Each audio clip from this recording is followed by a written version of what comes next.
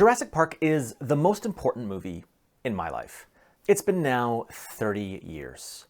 When it comes to movies, I don't like to throw around the word best, but I can say for myself, unequivocally, this is my favorite movie. This is my favorite soundtrack, and I would argue this is John Williams' best soundtrack as well. So I want to talk about the movie, the music, and what it has meant to me over the last 30 years.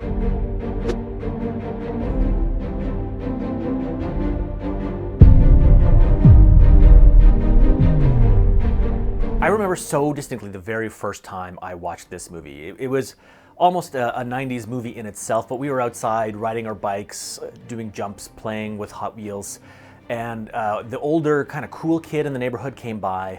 He showed us this cassette and asked us if we wanted to come over to watch it.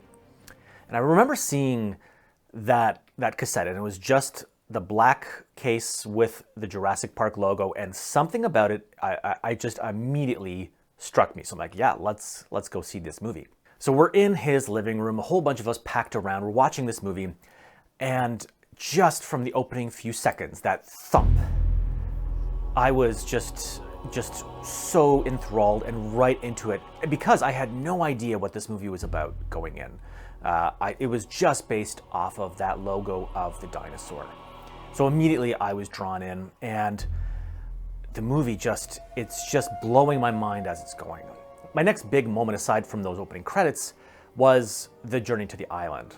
Characters are having this nice little conversation. John Hammond's pointing, there it is, and the music just envelops the whole room, and the helicopter's flying in, and I am transported into another world. I don't know what it was, but that moment, that helicopter ride, that absolutely blew my mind. And it's simple, but it was a combination of the music, the beautiful visuals, landing by that waterfall. It was just such an amazing scene for me. And again, I think I would have been around 7 or 8 years old at the time, but I was so drawn in, having not even seen an actual dinosaur yet, aside from a little bit of a glimmer of that raptor in the opening. Our Jeeps are driving, and then, again, we get to that next big moment, the reveal of the Brachiosaurus, and again, the music swelling, and it brought me into a different world, and as like a cinematic experience, nothing I think has ever topped that moment for me. It was just incredible. So we keep watching, and the movie finishes. We get that grand finale with the T-Rex roaring, and I leave, and I'm just enthralled with the movie. And again, my parents don't buy movies, so I really wouldn't get the chance to see it for a while. I remember going to video stores, and I would see cardboard cutouts, and again, that incredible logo on this sort of sunset background that is just seared into my brain. Over the years, my experience with the movie would be just watching it on TV until The Lost World came out, and then I went with my friend, and I remember the first time seeing it, we were late coming in. So the credits had already rolled, and I don't even remember if they were on the island yet. So it was a little bit confusing starting off, but we did walk in late to that, and I hate that feeling of walking into a movie late.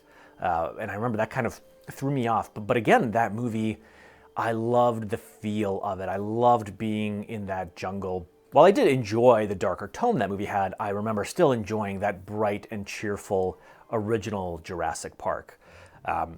But what I didn't like at the time was I did not like the San Francisco scenes. To me, Jurassic Park should always exist on that island. And I would continue that thought for the Jurassic World movies as well. To me, it's at its best when it's on that island, because there's something special about that location.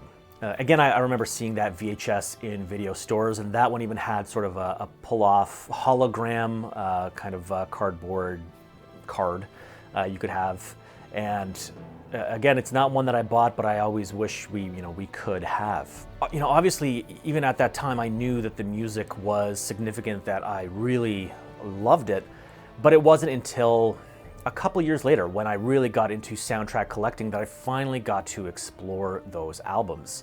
And at the time, where I lived, there weren't any soundtracks in the music stores by my house. You could find AC/DC, you could find Aqua, but you wouldn't be able to find a single soundtrack. Maybe to Titanic, but that's about it. So that wasn't an option. So at the time, I remember the first time I remember my first introduction to Napster, and I was just kind of discovering what it was all about. And one of the first few songs was like the Star Wars theme, a couple of Eminem songs, but then Jurassic Park was one of the first, like probably in the top, my first 10 downloads on Napster.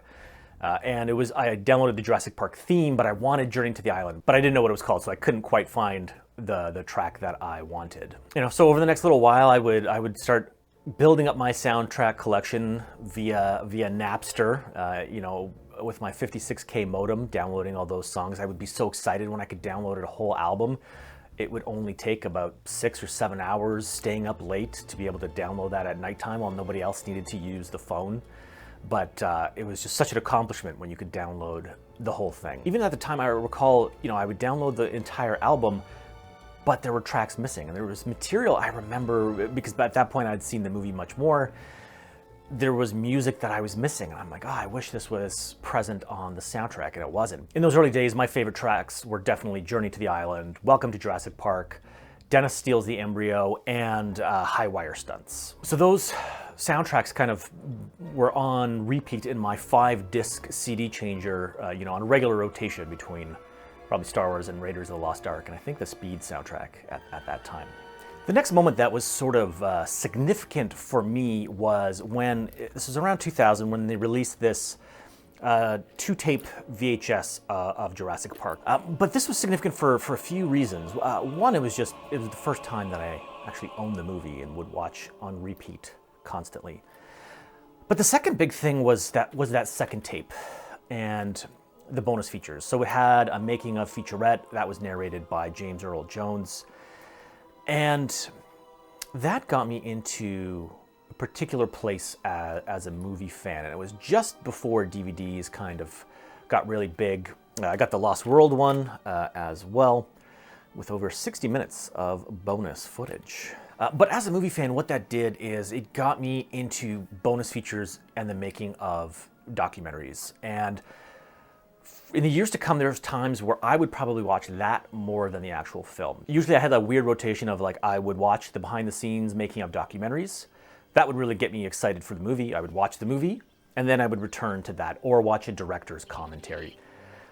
And that got me into just the world of filmmaking. Seeing the artistry and craftsmanship in the behind the scenes always just interested me in a way, beyond just the actual movie itself. Seeing how they created the dinosaurs on the practical side, on the CGI side. Generally, most movie audiences know about special effects, but seeing the detail of, how they created maquettes, how they, started this early process on the computer, all those little things that just opened my eyes to a world that I wanted to become a part of. So much so that I decided at that point I wanted to be a filmmaker. I've worked towards getting into film school, which I ended up doing a number of years later. It all kind of started from that. There's a ton of filmmakers out there who would credit their career to Star Wars or other big films. For me, it was Jurassic Park, and that's kind of what drew me down that path. I ended up not pursuing that completely because my program ended up being more critique and art house type films than the popcorn movies that I loved. So I knew in that program I wasn't going to be making any Jurassic Park movies, so I ended up switching gears. But it's still a part of me that I'm always interested in and maybe wish I could come back to. It's funny because Jurassic Park, I think, affected my career aspirations in a number of ways. So when I was younger, so after the first movie came out, I remember our class went on a field trip to a rotating dinosaur exhibit that was moving through different museums. And again, that got me into the world of dinosaurs. I think around that time I decided I wanted to get into paleontology. I thought I was interested in dinosaurs. So during high school, I was researching what it would take to become a paleontologist. I was looking at schools. I was looking at the criteria for the University of Illinois. I had some family there, so I thought, I could live there, do my degree, and become a paleontologist.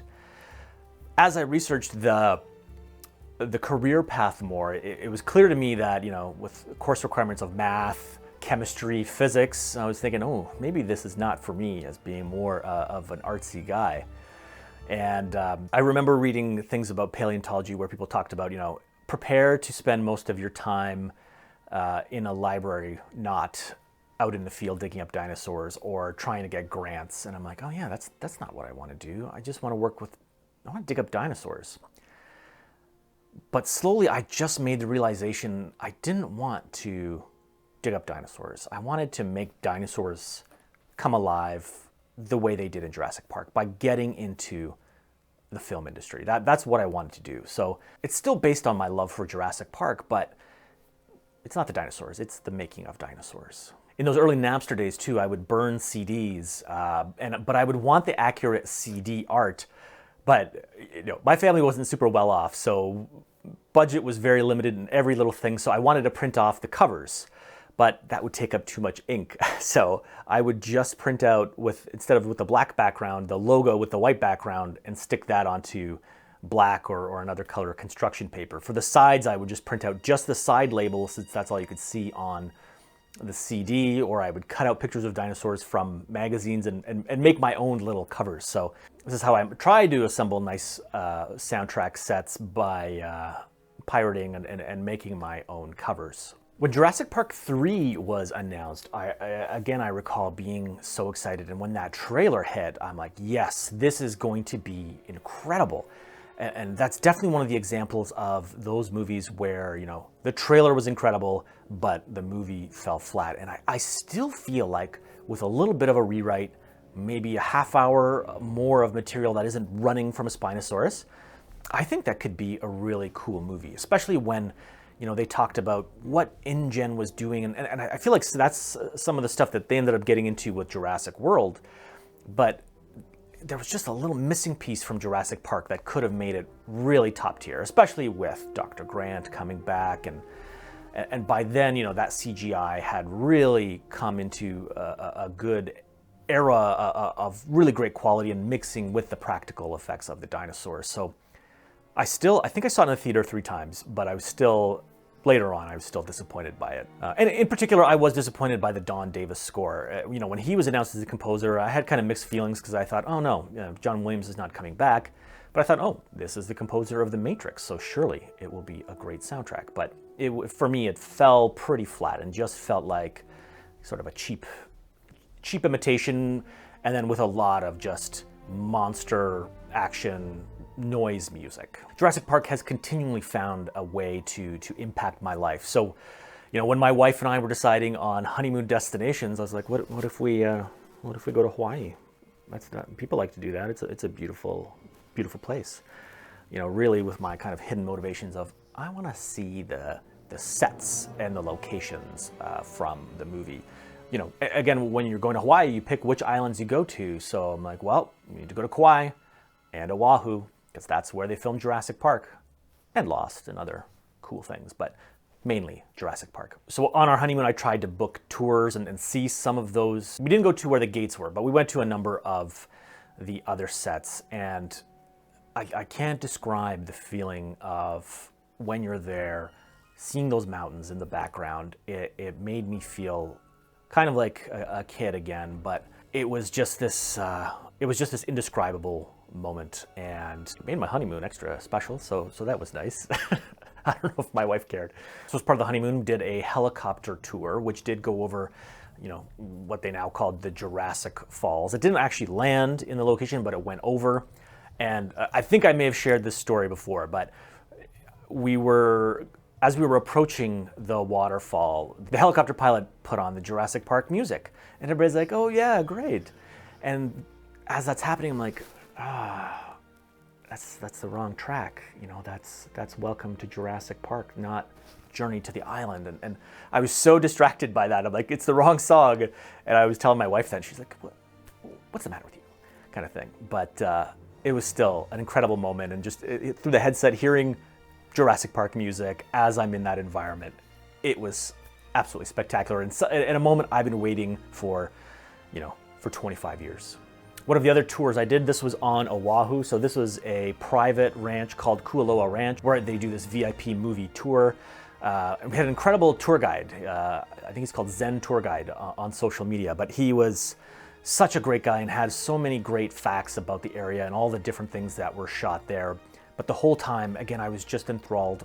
I was a kid in a candy store. It is where they filmed a lot of Jurassic World versus Jurassic Park, but it did have the area with the tree stump that that Dr. Grant and the kids hid under when the Gallimimus was coming by. And unfortunately, that tree stump has actually rotted away.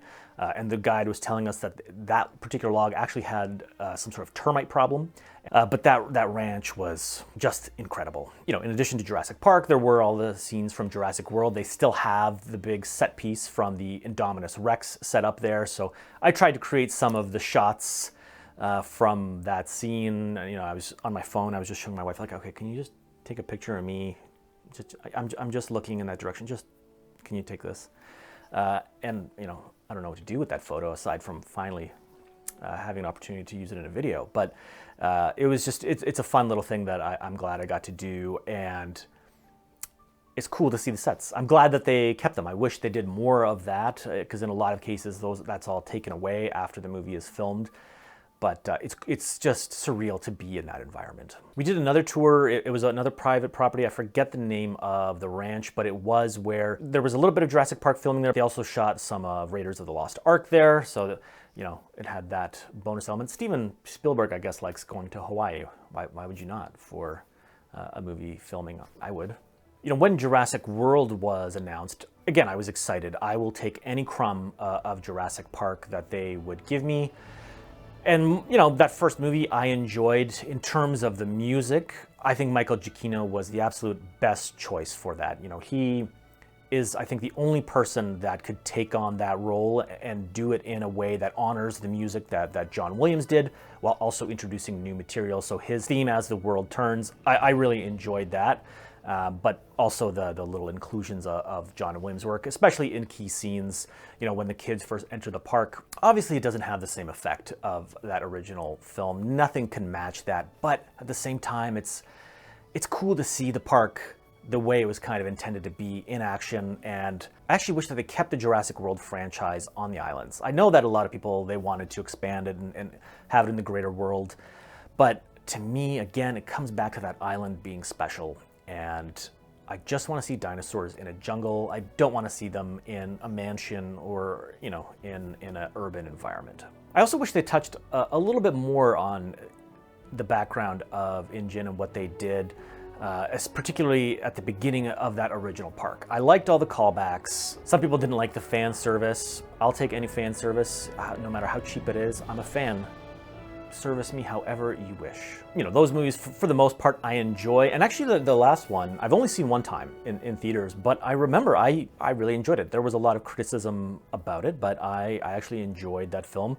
I'll probably have to revisit it. I think for the 30th anniversary, they're doing a full Steelbook collection, so I'm going to try to get my hands on that one. Very recently, I was looking to source an early 90s Ford Explorer. One of my real-life dreams is to completely redo a Ford Explorer in that Jurassic Park style. There's groups on Facebook that tell you exactly how to do it. They have printable decals, paint codes, all that kind of thing. So I'm going to dive into that world one day when I have a little bit of time. I was very close to buying a model or vehicle a couple of months ago. I didn't push the trigger on that one, but I wish I did. When it comes to my music collecting, again, when I shifted to actually buying soundtracks on vinyl, Jurassic Park, I think, was the third soundtrack that I bought from Mondo. So I think I discovered them when they released the first Mission Impossible movie. And at that time, I think I ordered Mission Impossible, Wrath of Khan, and Jurassic Park.